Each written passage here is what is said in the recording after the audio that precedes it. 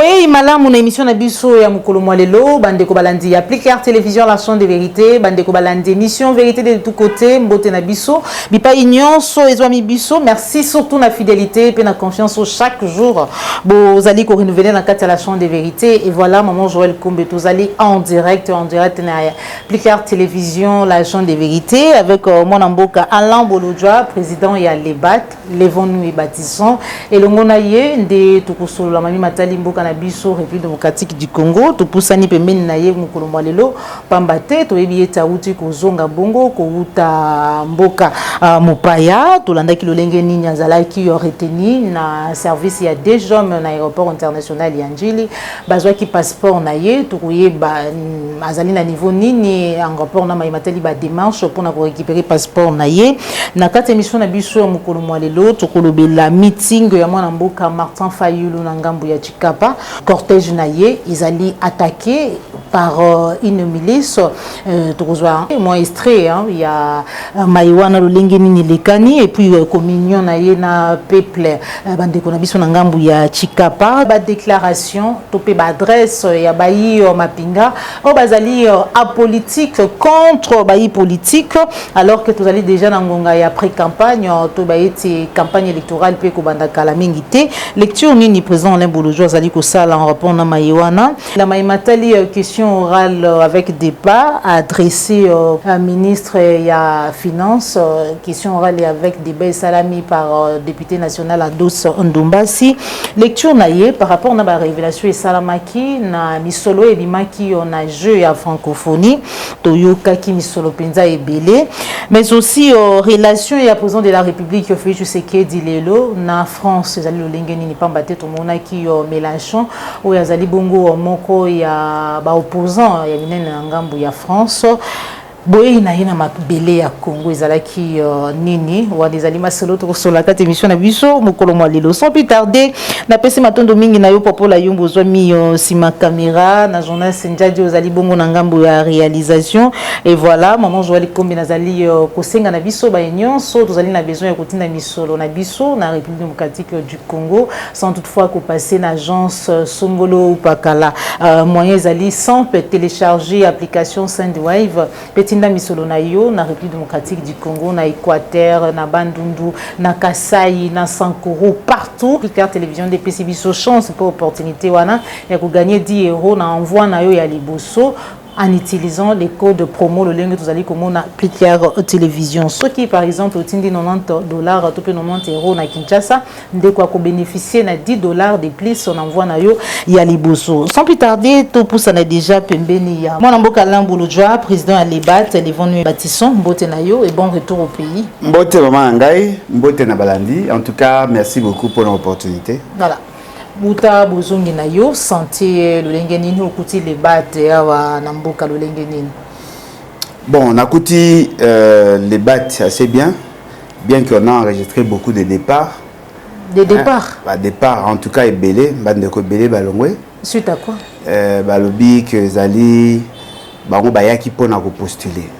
Alors je me pose la question tozaka clarté tant entendait que loba tozaka plus clarté ya chaîne té. Ouais. Tozaka plus clarté tant entendait que loba que processus tokota té tozaka ni ou sinon bango bayaka bakanza que ba ko profiter na aura na biso pour que ba postuler bazo ba postuler. Mais quand on imagine ceux qui biso to postulaka et que bango ba lekaka na asi banga ba longa na bango peka. Ba départ en tout cas est belé plus de 50%. Il y a des membres vraiment balongwe pour ces raisons-là. Mais tous à Kobundakaka, à mon avis, tous travailler sans avec beaucoup de contraintes. Hein, on n'a pas de sponsors, on n'a pas de parrains. Tous au Bunda Penza avec beaucoup de peine. On n'est pas vraiment accompagné dans le sens que oh il y a que ça là, tout ça des grandes réalisations, mais nous sommes là. Tous au Bundakaka, bah jeunes, bazaki bien formés, bazali, ils se battent quand même. Voilà. Merci beaucoup, président Alain Bolodjoa, au alerta qui détention naïo tout le bana déjà l'aéroport international d'Enjili. C'est vrai qu'il y a quand même explication il y a Maïwana au cours de l'émission moko le salaki mais kasi lelo passeport naïo est-ce que vous allez mener des démarches pour nous récupérer yango tout payer le lingeni. Bon, makambo ya passeport wana apparemment bazana stratégie y a rolinga ko bimsa so le ba plaintif. Hein, quand on se plaint, bango do ça bango bien moni akomo banga moni baloba il boso ke na kimi. OK exil. Babi ke na ki exil. Ce que commis au azomile la pour na passeport. Apparemment ces gens-là, ils ont des problèmes. Ce qui est vrai. Ils ont dit que tant on a zongi, bakalinga passeport. Tant on bakalinga passeport, ba pesinga raison morte. Et s'il na bimi, ba pesinga un document, document les aliawa, na zoakinde réflexe au bimsa ngote, ba pesinga un document ba bi na ngai ke na kende avant 48 heures na kende ko retirer passeport na nga na direction générale. OK. Moi, je suis respectueux des textes. Moi, je ne suis pas anarchiste contrairement à Bango. Bango bat à pouvoir, donc. Tant on a bimi, on a commis les bandes aéroport, batine sous bagent ba kozwanga, bazwinga bazongi singa sous na kati aéroport. Et c'est comme ça qu'on a coûté kina le directeur ou azali chargé à Mamba aéroport. Tant on commis kuna, il m'a pas posé des questions sur la Kangi passeport, mais il m'a posé des questions sur le tweet. Tweet, Yannan. Oh non, monsieur Bolodja, toi tu penses qu'on ne peut pas t'interpeller par les services? Non, vous pouvez m'interpeller. Ma condition de me dire pourquoi vous m'avez interpellé. Alors pourquoi avez-vous tweeté? Alors là, Ksanga, tweet, il y a Grammic Legrand. Grammic Legrand, Azali journaliste, a tweeté sur base, il y a information, oh, Ngana Lobaki. Ngana Lobby, que j'ai été retenu par la DGM Djili. C'est ce que moi j'avais dit. Pendant ce temps-là, ils m'ont donné aucune raison. J'ai tweeté. J'ai publié sur Facebook. Ouais. Grammic Legrand, en tant que journaliste, a eu information nanga, a bâti si formulation, tout en gardant l'esprit, il y a un message à lancer. Dans il y a un message à Grammic Legrand, il n'a pas violé la loi. Dans il y a un message nanga, je n'ai pas violé la loi. Alors comment, au lieu que le bananga, pourquoi vous avez passeport, vous le bananga, pourquoi j'ai tweeté? Or, que tweeté, vous allez pour vous avez passeport. Ce que vous avez expliqué, bino, magambo ya tweet, d'abord, ils ont engagé, même tes qui anga, ils allaient subséquentes par rapport à oh, bino Bosagi. Il faut d'abord résoudre traiter sur le premier fait pour que le deuxième fait soit sens. Ils ont fait ce qu'ils ont pu faire. Alors, je m'étais décidé, tellement que j'étais faible, parce que déjà, n'oubliez pas que Nabima Kindako avant, ils avaient qui volent à l'élection en avion, quoi ça qui transite Naïmba, mon a commis, c'est-à-dire qu'il y a ça qui pratiquement 24 heures sans dormir. Donc j'étais épuisé complètement. Qui vraiment épuisé. Et c'est là qui on a s'est reposé. On s'est reposé le premier jour. On a comaki. Le deuxième jour, j'étais vraiment faible. On a vraiment force vers midi. Ok, le lendemain, on a kende. On a déjà. Ok. On a commis la direction générale à déjà. Bande komi babenga qui d'abord. Kokende te, bakokangayo, ils a piège, moutambo et tout ça. En tout cas, moi, je ne cède pas dans cette histoire-là. On a commis la DGM. Quand on a commis la DGM, on a sengi, na kota. Ba pesi nga badge. Na koti ti na secrétariat, il y a directeur général. Là où batinda inga na kende. Na komi kuna, na kuti un bureau, il y a 3 tables. Na kati ya bureau ana, ba yambingai, ba bino soki passeport des allés et quoi apparaître awa. Parce que bah on est apparemment bah t'es mamba contentieux, au moins il y a tout ça. Bah côté nakati a donné le premier ordinateur, ils n'ont rien trouvé. Bah bi d'ailleurs écoute ce qui a eu à la carte, donc à toyer bah pour biso tout, to landara toyer bio. Bah taille nakati comme on a exacté. Bah qu'il y a deuxième ordinateur, il y a monsieur Moko Yakiwana. Parce que dans 4 jours j'avais trouvé 2 femmes, monsieur Moko Yako s'est complété avec au Baksama Sima. Bah côté pe na machine il y a yepé zaté. Oh, ceux qui va kangi au passeport, awande bimaka. Ya yo ebimi awate. Ah, loko ezali boye, komela DG Mukanda, oye bisana DG qui voilà, nazara qui ba kangaki passeport nanga na aéroport na tel circonstance tel élément Et voilà, na pour ça, na retiré. Je suis rentré, j'ai écrit ici. J'ai écrit la lettre, c'était hier. J'ai écrit la lettre. Natindi, bah, service est parti, bah, Kende, pour déposer. Bah, déposer avec accusé de réception. Nous attendons. Le coup est tombé qui, hier, vendredi, na ngunga fin pratiquement à service parce que en réalité l'administration déjà parti à 16h bakangaka service courir ayambi ango à 15h. Voyez-vous le temps bazwa ango bacha ango na signataire et comme pas il y a DG probablement il va traiter ça soit aujourd'hui le samedi sauter à ça samedi ou soit le lundi le mardi je serai là. Voilà. Merci beaucoup mon ambo Alain Bolodjoa alors que Belé Bakanza qui est au Kinde qui exile on voit qui t'en a eu comme un livre bon bah estima qui parce que ça avait quand même pris du temps aux ala qui comme un livre oyo représenté biso tout à l'heure aussi mais aussi que ça la recherche mais parmi la recherche oyo sali nino yo memeli ba congolais comme tout le bango révélation na ba recherche na yo. Bon en tout cas précision à Liboso livre Oyo Esaïe livre à Liboso. Ok. Esaïe livre à Liboso sur la forêt. Livre Oyo Tozako Kuma Esaïe sur l'histoire économique du pays. Voyez-vous?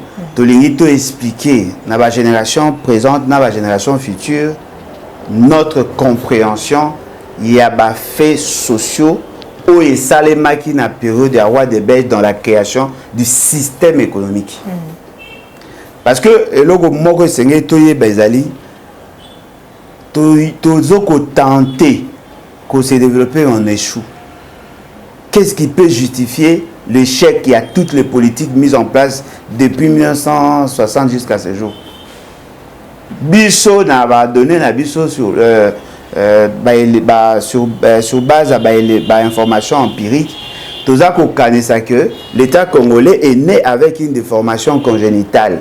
Il y a beaucoup de lacunes chroniques où il y a caractérisé le système économique. Donc, on a presque tout bimisa.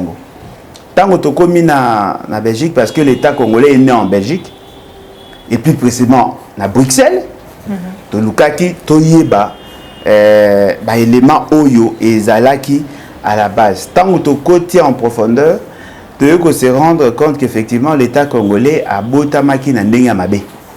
Nandenge ya mabe makasi. Alors, le kola botamaki nandenge ya mabe et que il n'y a pas eu une sorte de réanimation à cause de la toujours condamné à connaître le même problème ou il faut retarder son développement.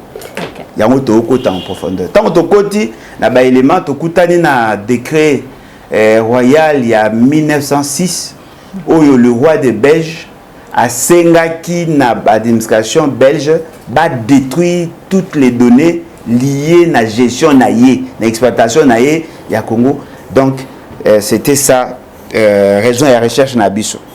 Mais pendant que j'étais là-bas, j'ai vu il y a une vidéo qui a circulé où le bandit colobé sur l'ICC. OK. Hein, je suis des carrières commerciales tout ça. Je tiens à préciser que c'est une vieille vidéo. Une vieille vidéo? C'est une vieille vidéo. Et actuellement, que pouvez-vous nous dire par rapport à Maïwana? Non, mais c'est une vieille vidéo. Ça a été déjà consommé et exploité. Baïtide. Si, étude à mise de connaissance,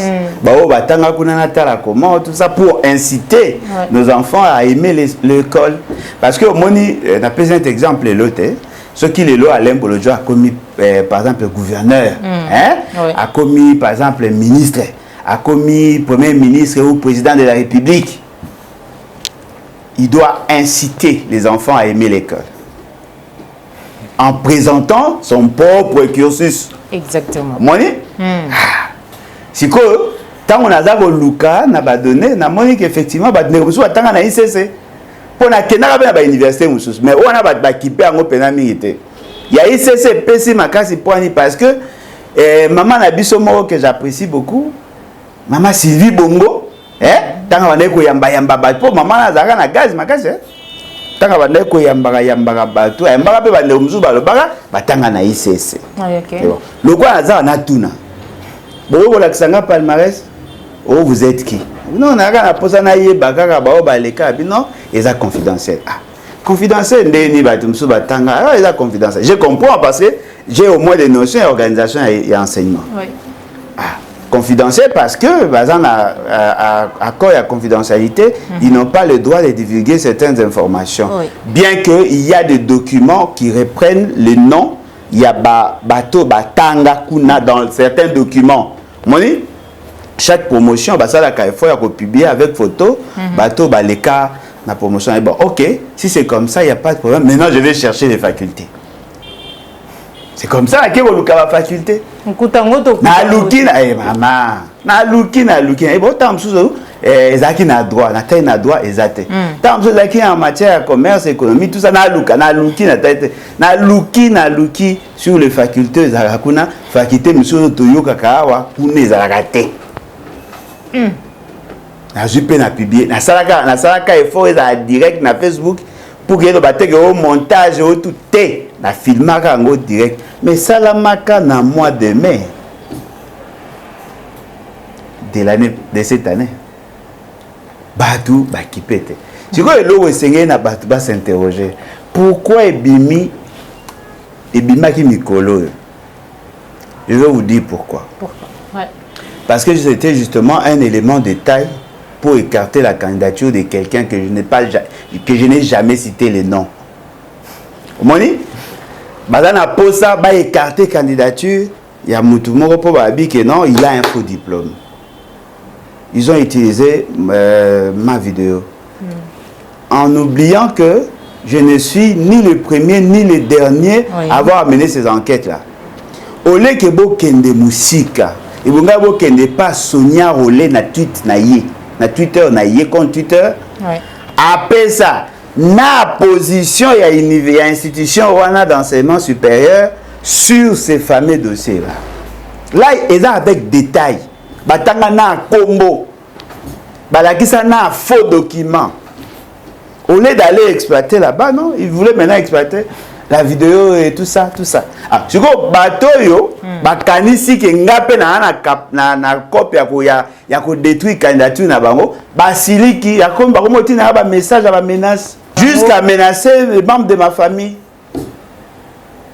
Vous comprenez? Ah bah bien, ne to menacer bo oyate. Oh, ino obosa na ngaza nane. Ngana mongot. Ngana bolo jot. Na okufa. Na okufa libandata. Nde ba botoli au passeport wana. Et ça y est l'hôtel na ko vivre sans passeport nga Bokanisa teke bo changer comportement na nga bokanisa bo changer makanisi na nga pona ba intimidation. Nga na okufa. Nga na okufa libandata. Ba okundanga na mboka ya papa na ngai. D'accord.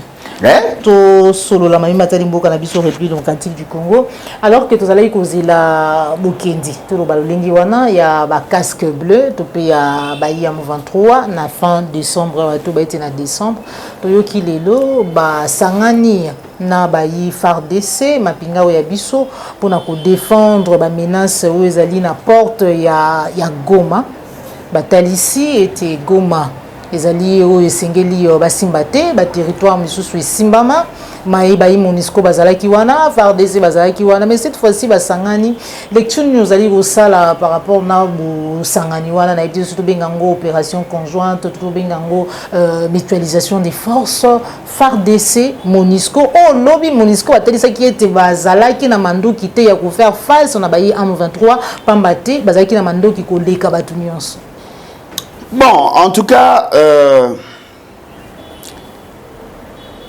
je vous conseillerais d'être très prudent avec tout ce qui s'est fait. Et là, on a vu que la fait, c'est que Mawezani a canisa a galegi batuna maïle. Ok. Alors qu'à éviter battre belé, baye baramarambo ya salaka avant que tu y a canisa. La psychologie, la psychologie a importance dans les années. Je peux anticiper sur ton comportement en liant seulement le comportement passé, le fait passé. Ceux qui n'ont pas niveau et raisonnement, n'ont pas comment tu réagis. Un médecin, a question na pesi muto aspirine à réagir de telle manière, et de telle manière, et de telle manière, parce qu'il y a tel élément, tel élément, tel élément. Est-ce que ça qui a Zanzambe? Ce qui s'intéresse à un comportement, à mon net, c'est que n'a pas de quoi à Moulangia Coca. Ce qui est contenu dans 4, au contenant dans 4, au logo dans 4, couleur n'a pas apparaître. Au moins, n'a pété. Soyez très prudents. Qui vous dit que ce n'est pas une stratégie pour retarder, par exemple, le processus électoral? Qui vous dit que notre opposition, bazali prêt, bazali ko luka, bazali ko se préparer pour. Ce type-là n'a jamais été sérieux. Ce type-là n'a jamais été sérieux, maman. Alors jeune, mazamba comment maramboa mutakala. Ce type-là n'a jamais été sérieux. Maman Nangai. Nous parlons de quoi? Nous sommes en train de parler de quoi? De la situation sécuritaire. Non, mais la situation sécuritaire, précisément avec le M23. Oui. Pourquoi l'État congolais qui prétendait ici qu'à requinquer l'armée est comme montée en puissance, l'armée. Pourquoi aujourd'hui la question de l'armée, où ils allaient requinquer, ils ont se poser, ils ont se le bélango le soutien.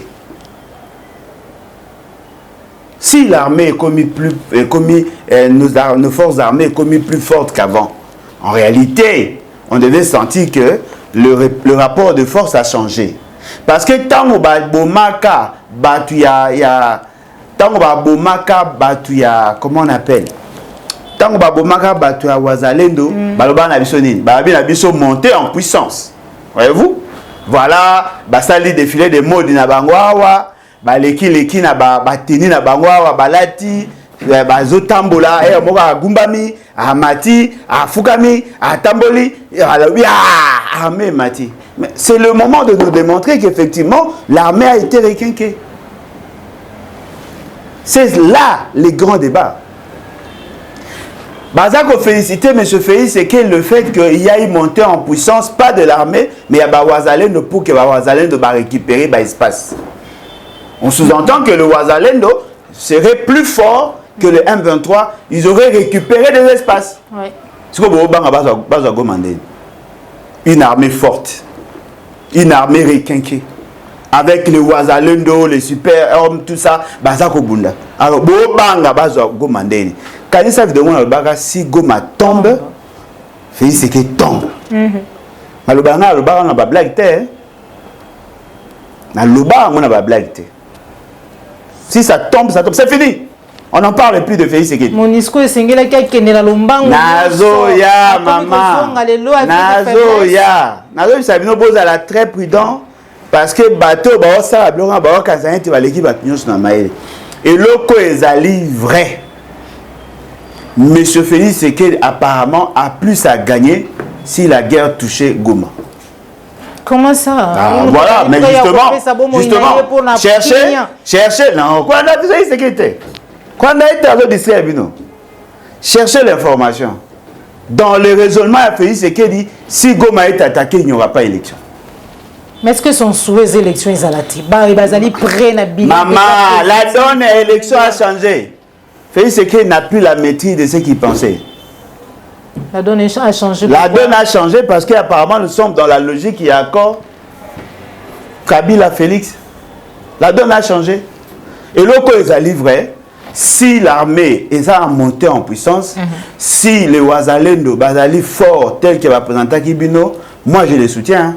Moi je soutiens les Wazalendo parce que Bazali, comme ça, l'action a bango sur article 63.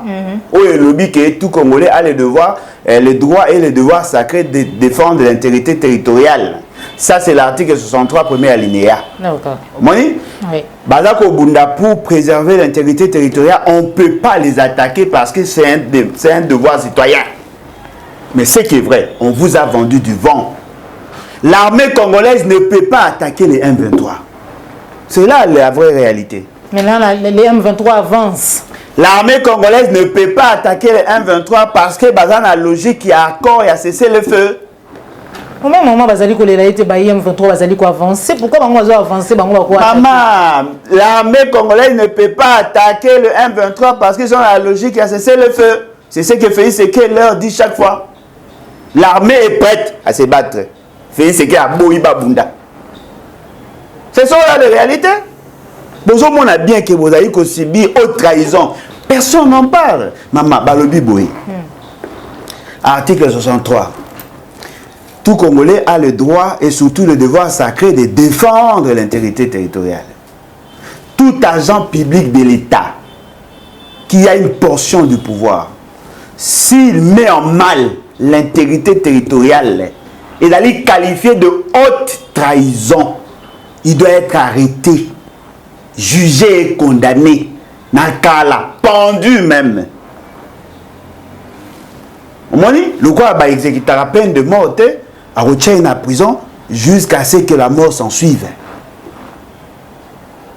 Alors, le fait seulement que Bobo a la gérer conformément à la Constitution, les gens ont tendance à étouffer ça.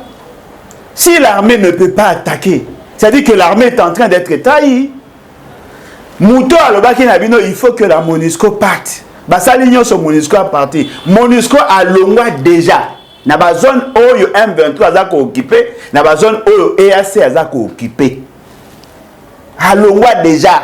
Batindaka bahati, batindaka batu, batia nchimvundugu na pour que bango ba longwa. Là où il y a le EAC, MONUSCO a zaté parce qu'il y a un problème d'incompatibilité des missions. La MONUSCO a la mission de protéger la population. EAC a la mission de protéger le M23. Notre émission a expliqué au Mambako, au Bassignara, à Félix Sekedi. Il est strictement interdit à l'État congolais d'attaquer le M23 parce qu'il allait partir en conflit. Mais le mal menace que les alliés, plus M23 a avancé, a occupé les espaces occupés par le M23, et l'élargissement, il y a des compétences, il y a EAC. C'est-à-dire que EAC a plus à gagner lorsque le M23 gagne du terrain pour élargir son spectre. Naloba, maman. Mais est-ce que Pinza Mboka Nambolodjoa, même si aussi les côtés de Sayangwa, Metikangana, tout na à la lire où vont les choses, tout bah été na atmosphère, tout na climat politique oyo. Bien que Denika Dimoa Kamba Seni azali ko persister pe ko signer te maponomi kozala, mais na lisu na yo to pe na misu na yo ya moyi politique. Est-ce que élection ezali? Maman ngai. Question anessa la kanga pasi. Surtout ceux dans tout le makabo dans tout le bas. Opposer question justement parce que ba na posa ba yeba. Mais na opposer ngasko question. Na tout le banabino qui y a un traître qui a postulé. Bon beta ma soirée élection. Maman, c'est là que to silana, to tanga, tant sous to se comprendre bien. Maman Joël, combien est-ce que il faut tout la question, on a tout la point c'est penge pardon. Oh. Na pas ça la réponse, na pas sa réponse ni pour dans loba. D'accord. Na to tanga article où ils ont intéressé biso. Fort malheureusement, il faut nazo alinette. Voilà. Balobi boy, na article 63 de la Constitution. Tout Congolais a le droit et le devoir sacré de défendre le pays et son intégrité territoriale face à une menace ou à une agression extérieure, n'est-ce pas? Oui. Un service militaire obligatoire peut être instauré dans les conditions fixées par la loi. Ça, on peut mettre de côté parce que ça ne m'intéresse pas. Toute autorité, vous comprenez? Toute autorité nationale, c'est-à-dire Félix Sekedi. D'accord. Provinciale, c'est-à-dire le gouverneur. Local et coutumier, c'est-à-dire que le chef à territoire et consort, le chef coutumier, a le devoir de sauver l'unité de la République et l'intégrité de son territoire sous peine de haute trahison. Vous comprenez? Sous peine de haute trahison. N'est-ce pas que nous sommes en face d'une situation à haute trahison? c'est sur base des décisions de M. Félix Tshisekedi que l'intégrité territoriale a été mise en mal. C'est lui qui a cédé, qui a mis l'État congolais sous tutelle partielle d'une organisation constituée essentiellement des ennemis de la République. C'est lui qui a cristallisé la volonté, il y a M23 dans un acte où il faut tenir compte, il y a des exigences, il y a M23, leur réinsertion sociale. Et ça, c'est ce qui justifie la situation qu'il y a aujourd'hui. Au même moment, Félix Tshisekedi a fragilisé notre armée et au même moment, il demande à la MONUSCO de quitter pour que la MONUSCO ait la capacité à coagir. C'est-à-dire que M. Félix Tshisekedi a longolé tous les systèmes immunitaires pour se protéger contre les ennemis de la République. Il est en train de cautionner l'occupation de notre pays. Et pensez-vous vraiment dans ces conditions-là, il peut être candidat? En réalité, il devait être arrêté. Au regard, il y a l'article 63 de la Constitution. Voilà. Le pays a été mis sous tutelle. Oui ou non? Oui. Notre pays est occupé volontairement par le chef. C'est que vous appelez chef. Élection, ils ont non, répondez. Moi, je comme une émission vérité de tous côtés. Vous allez analyser un discours, adresse à Mapinga Lelo contre les politiques.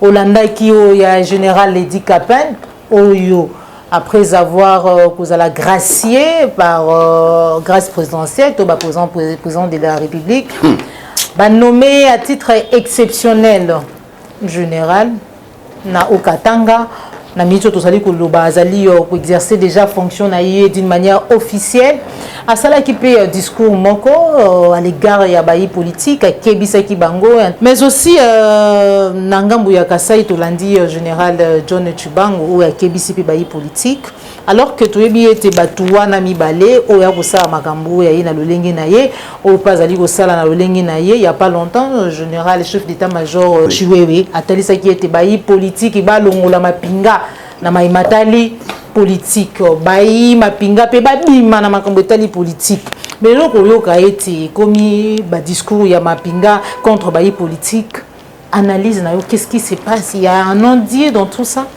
Maman Langai, il y a une corrélation directe entre ce qu'ils disent et ce qui se fait réellement par rapport à la processus électoral. Les gens vont nous comprendre après. Ma bende ya moi bazora ta belé pour comprendre biso. Je vais comprendre la rediffusion. En tout cas, ils a passé. Article à Liboso, article 184 de la Constitution. Là où on parle de la police. La police elle est censée il y a que ça là sécuriser les personnes et leurs biens. Voyez-vous? Bango batala ka o ba benga na linga ya bokengi en interne. Voyez-vous? L'armée a une mission, ça c'est l'article 187. Elle a une mission à défendre l'intégrité territoriale. En temps de paix, il y a ça la paix qu'on procéder à développement. Si l'armée, la police est débordée, l'armée peut aussi intervenir en matière ya kocha bokengi na kati ya mboka. Toutes ces entités-là de l'État sont sous l'autorité civile, dixit le constituant. On dit ceci, l'armée et la police sont apolitiques. Okay. Ça, c'est un principe. Sur Totangi, article 188. Nul, je prends juste cet aspect-là, ou sinon on peut lire l'intégralité pour na bateau yo bakolinga. Moi, je ne sors pas de la Constitution. Hein? Toujours dans la Constitution. Je reste dans la Constitution. Voyez-vous? Pour na kolakisa na bateau, le lenge na bango ya mabe ya kokamba mboka. Maman nangai la Constitution le biboye na article 188 de la Constitution. Balobi, les forces armées sont républicaines. Elles sont au service de la nation tout entière. Babi sont au service du président de la République? Non, non, non. Au service de la nation tout entière. Yoka siko elo rezago intéressé ngai. Nul ne peut sous peine de haute trahison, les détourner à ses fins propres. Ça, c'est votre constitution. Hein? Oh, et puis, ça a non dit, ça a bien fait, c'est qui est président de la République. Ok. Elles sont apolitiques et soumises à l'autorité civile. Pour la nuance, elles sont au service de la nation tout entière, mais attention, Balobi, elles sont apolitiques et soumises à l'autorité civile. L'autorité civile, pour l'instant, c'est Félix Sekedi. Oui. Parce que Bondima est à présent à Bidon. C'est Félix Sekedi. L'autorité civile, pour l'instant, c'est le gouvernement. Le domaine, il y a défense. Et là, le domaine de défense et sécurité, et le domaine, il y a collaboration entre l'institution président de la République et l'institution gouvernement. Ils sont en train de travailler en synergie. Mais le chef d'état-major général répond au chef de l'État qui est le commandant suprême. Voyez-vous? Aucune décision ne peut être prise sur l'armée sans que le Premier ministre donne son aval au nom et pour le compte du gouvernement. Toute déclaration ou un officier militaire qui ne cadre pas avec la vision du gouvernement est sanctionnable. Si vous trouvez un général faire une déclaration qui n'est pas suivie d'une sanction, c'est-à-dire qu'il n'est que là pour exprimer la politique publique du gouvernement et du président de la République en matière de défense. Mais là où ça la carrière, ça c'est vraiment de l'ignorance. L'armée ne peut pas faire des déclarations adressées à la politique. L'armée ne peut pas, à coquille, en aucun moment, l'armée ne peut pas se déclarer sur des faits politiques. La police, dans une certaine mesure, oui. Mais le commis monnaie courant. Maman, tu as dit ça, Monsieur Félix Sekedi a fait le placement. Il y a Batu Oyo, Baza le quoi, kamikaze. Vous comprenez? Il y a des zones où l'armée va intervenir sur des faits politiques. Lorsqu'un général, l'armée, à l'équipe à TV, a sali déclaration, a dit que Oya Komeka, Ngamoko, na Kangaye na même na prison, c'est-à-dire que vous êtes en face d'un régime autoritaire. Vous êtes dans une démocratie militarisée. Vous comprenez? C'est-à-dire que la gestion nous ne sommes plus dans une gestion classique. Nous sommes dans une gouvernance atypique. M. Félix Sekedi a militarisé la gouvernance publique. Je pouvais comprendre si c'était un gouverneur dans un espace déclaré état de siège. Un gouverneur militaire. Je pouvais comprendre. Parce que le gouverneur a revêtu un pouvoir politique. Mais là, il s'agit d'un espace qui n'a pas été déclaré. Il a agi en tant que qui? Parce que le rôle qu'il a joué, c'est le rôle du gouverneur. Il est soumis sous l'autorité civile. Alors, moi, je Johnny Félix Sekedi veut faire le forcing. Félix Sekedi veut utiliser la force pour se maintenir au pouvoir. Tous ceux qui ont accepté ce processus électoral, sachez-les très bien, vous êtes de co-auteurs. Parce que tout ce que je disais, c'est ça. Quand je vous dis investissons-nous, organisons-nous, tout ça l'effort parce qu'il faut changer les rapports de force. Félix Sekedi a impliqué l'armée sur des questions politiques. Ils vont commencer à tuer des gens. Le climat aussi qui peut m'appeler mais est-ce que campagne électorale mais campagne pré-campagne, on va menacer de mort pratiquement. Il menace déjà de mort.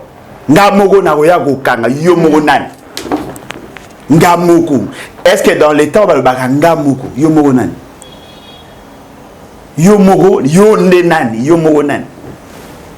le général, il y a justice.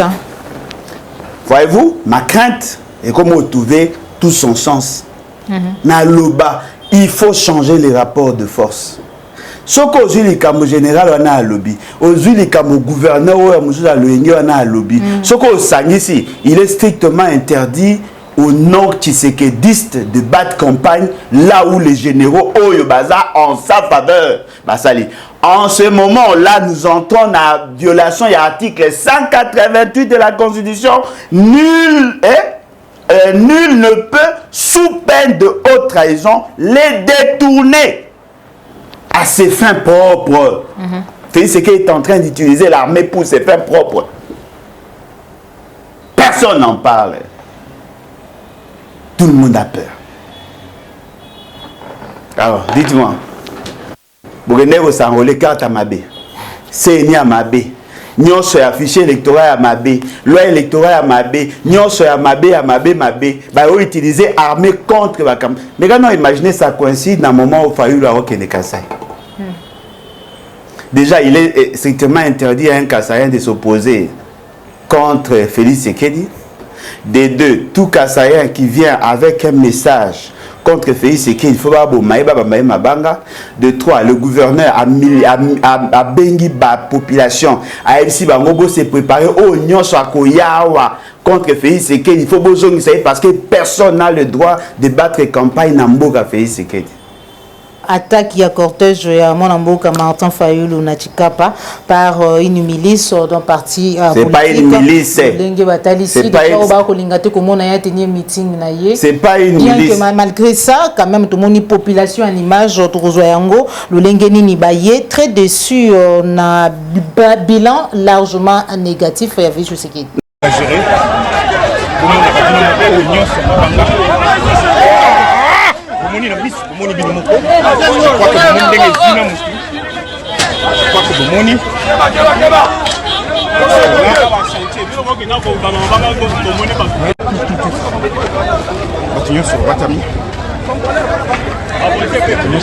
que et les gens regardent et observent. Maintenant, ce sont des troupes militantes. Oh, Bazali, combattants, oh, Bazobunda. C'est eux là qui ont décidé de nous faire la peau. Et pour nous, Bazo service à gouverneur. Batignon sur Bazali. Décourager commence à sortir. Ceux qui sont minimum courageux. Ceux qui sont minimum courageux. Donc comment on dit, mais ce qui est en train de se passer ici. Si, c'est peut-être.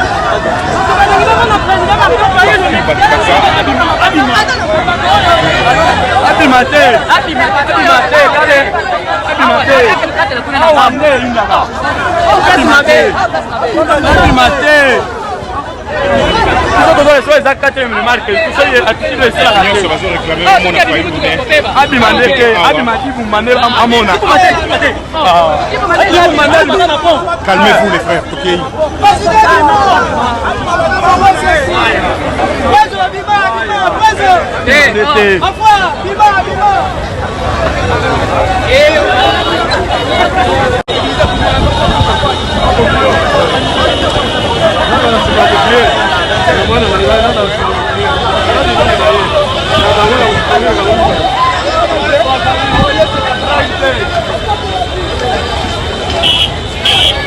Je sais plus comment dire à cet instant, parce que le gouverneur a tenu parole, mais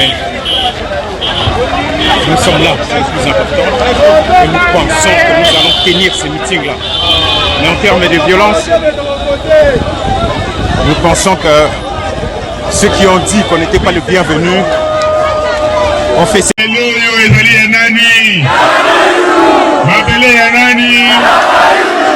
Mapele ya bakoko na biso moto moko akoki kopekisa biso toliata yango te eza boye te. Eske bozali na esengo ya komona ngai? Bozali na esengo ya komona ngai? Kuna boza na esengo ya komona ngai? Ngai mpe nazali na esengo lokola ya komona bandeko na ngai awa na Chikapa. Ezali esengo mingi. Tozali bana ya Congo. Congo ekolobo. Congo ekolobo. Este moto oyo akokabola Congo azali. Moto akokabola Congo azali. Bandeko eza na esengo mingi. Naza na esengo mingi.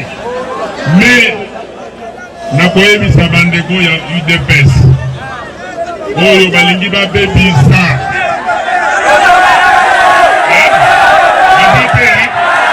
mais balingi babebisa mokolo ya lelo bakoka te bakosala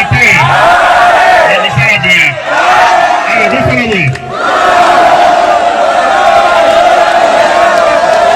te baza bana mike biso tozali oyo nani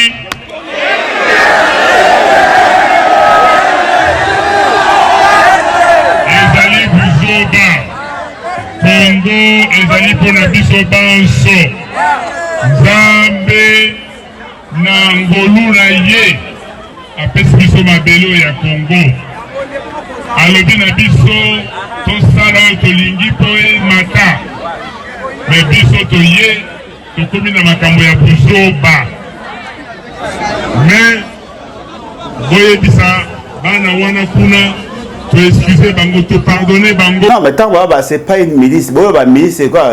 C'est une milice d'élite de peste. Parce que le gouverneur a eu ça qui baron que ceux qui moutaillent, bon, ça l'a aimé, bon, kaki. Bon, dénaturé pour aller. Tant que une milice, c'est comme si vous ne savez pas les identifier.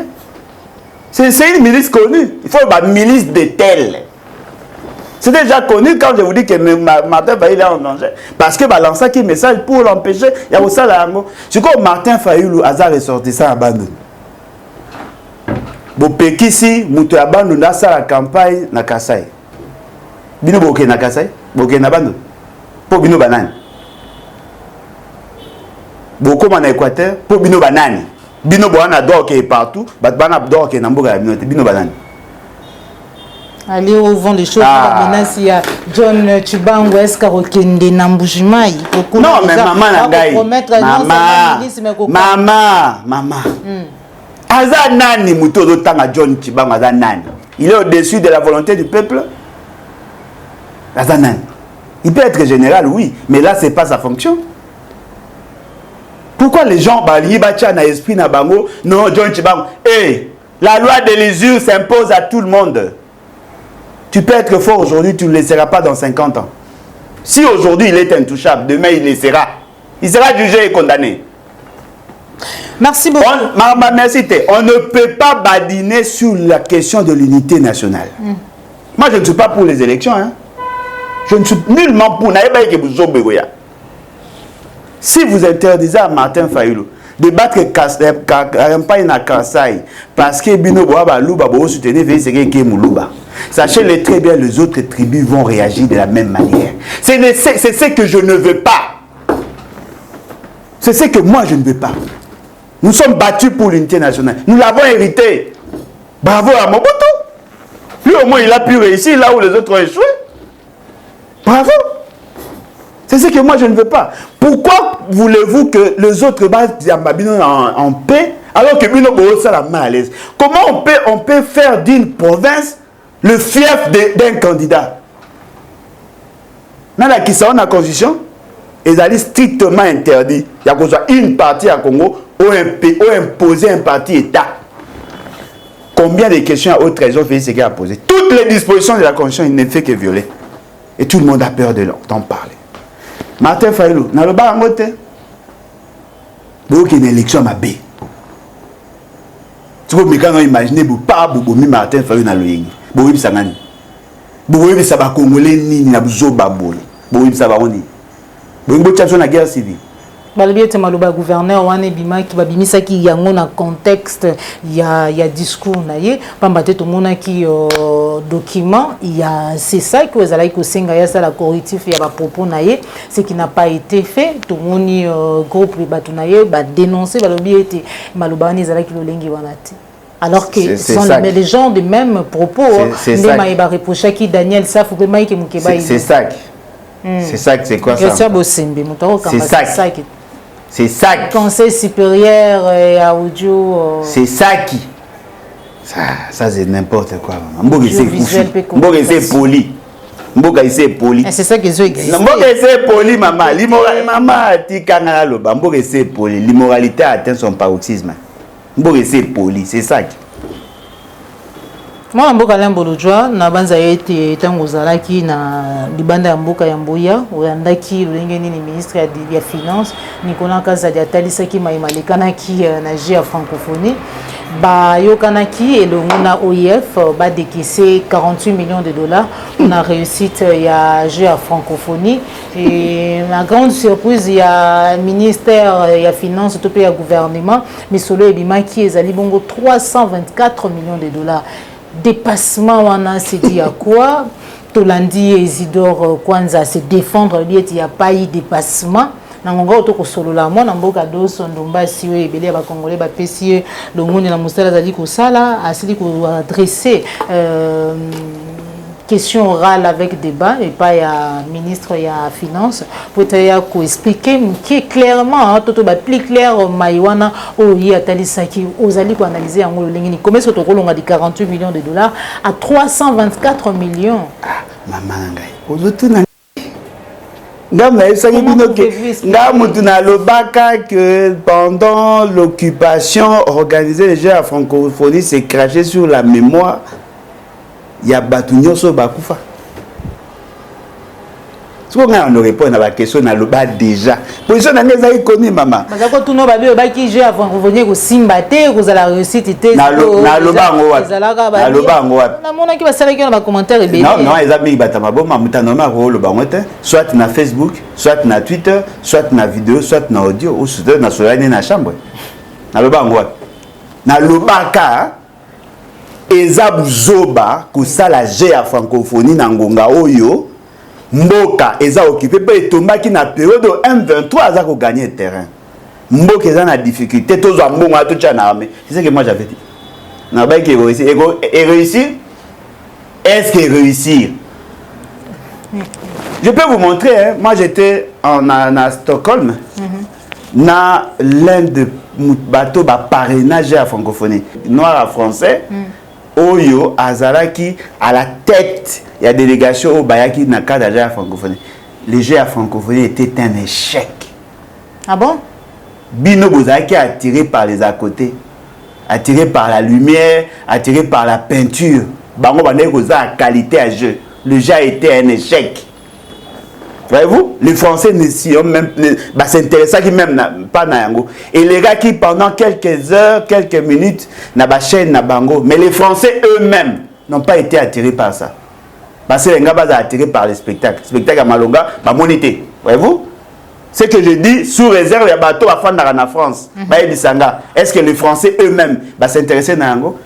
Au Canada, c'est la même situation. Le jeu a échoué. Bino qui est attiré par les jeux de lumière et ainsi de suite. La qualité à jeu, ils ont quitté. Et le gros obéta maman, ma solo, il y a montant. J'en ai parlé aussi. On nous a dit que on a parlé d'abord des 32 millions. On nous a posé, j'ai posé la question sur les 32 millions, quelle est la contribution des autres pays membres? Les autres pays membres. La France a donné. Le Canada a donné. Tous les pays membres ont donné leur contribution. L'OIF a décaissé l'argent pour l'organisation. Il y a Jeux à francophonie. Ça s'est fait partout.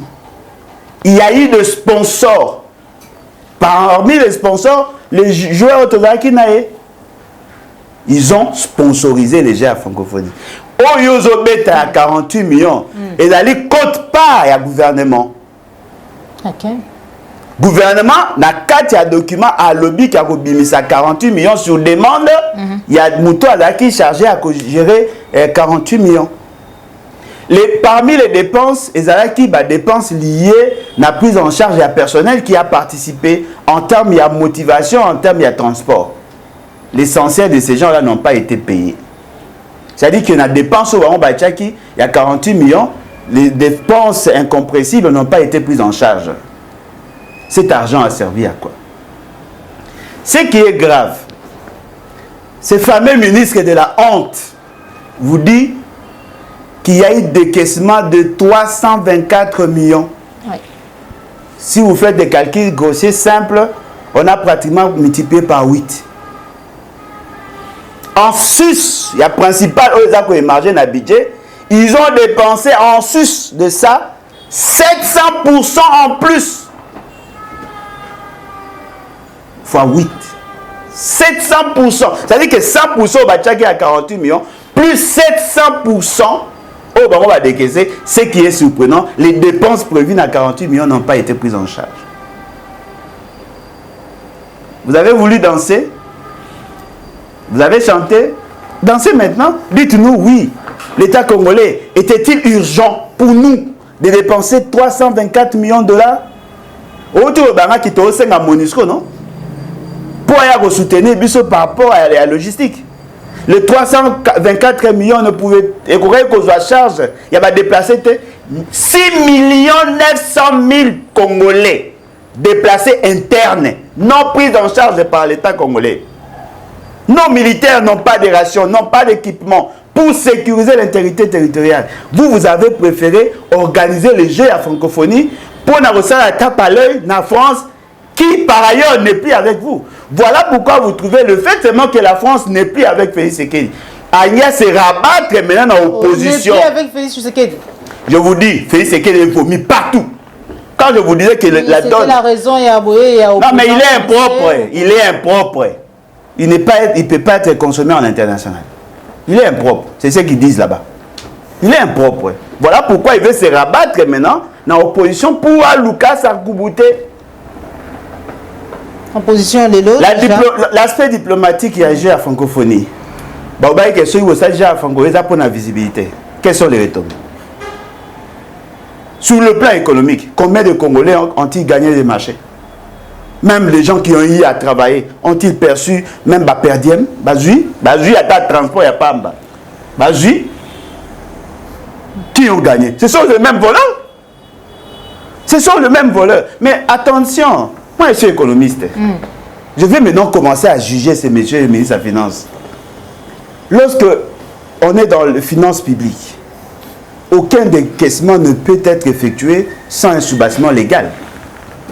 Lorsqu'un département a soumettre un budget naïe, il faut l'approuver par les services. Voyez-vous, le ministre à budget doit être informé. Ça doit être débattu dans le Conseil des ministres. Et après, on donne la responsabilité de faire le suivi à décaissement dans le ministre à Finance, dans le ministre à budget. Comment peut-il nous expliquer le soubassement légal? C'est un budget de 48 millions et on peut arriver à décaisser 324 millions sans que lui, qui est le trésorier en chef, l'argentier national, n'en soit informé. Ce qui a ordonné le décaissement des fonds, c'est lui. Ces messieurs doivent être arrêtés. Non, mais parce que la République démocratique du Congo est un grand pays, au nom de cette fierté-là, il fallait doubler beaucoup plus. Aza moins sérieux quand demona ba papa yo. Aza kolinga impressionné batuna abima alors que bana balala na etoko. C'est ça le raisonnement na bango. Il faut on attaque bien batba mona oui, mona le mabe ala ina etoko. Ozola tsaye bien pour batba mona mais est-ce que vie na e kukai na mambola? Azala logo abakino bazala alati malam na sukolité. C'est comme ça, c'est ça le raisonnement. Il veut apparaître au lieu d'être. Ces pays ici, alors n'a pas ça fierté alors que tout le monde sait que la population est pauvre. Et que ça la passe si matin domingi moi na président Limbolo Joa avant de toucher l'émission na biso mukolo lelo. Message na yo na ba union so balandi yo na nzela ya appliquer télévision. Na lobaka. Na lobaka. Na kolemba pe kolobate na lobaka. Na tchaka bino tout en garde. Tout s'organiser. Tant que les rapports de force vont changer, qui vous dit que ce n'est pas une stratégie boutiquée quelque part? On veut faire pression pour qu'il y ait déviation après tout qu'il y ait une balkanisation. Si les Balouba doivent soutenir les Balouba, si les Batabandou doivent soutenir Batabandou, ceux qui Bangala doivent soutenir Bangala, ceux qui Balouba doivent soutenir Balouba, même si Mundele Moutavo signé ATT, tu vois déjà la balkanisation. C'est ça déjà la balkanisation. Il n'y a que Félix qui a le pouvoir suprême constitutionnel qui peut aller battre campagne partout. Il y a des soldats pour empêcher de violenter Félix Tshisekedi.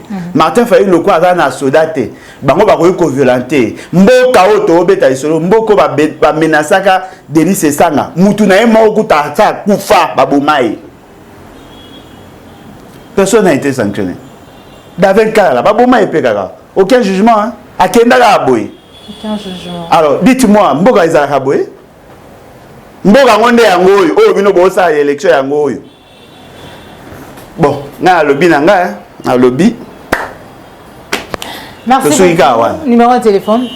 Ah, dango ya réseauté. Babe ko banga ba menace. Na banga menace. Ah, baba ekuti na bangi menace bana nga na ya eloko ezate. Plus 243.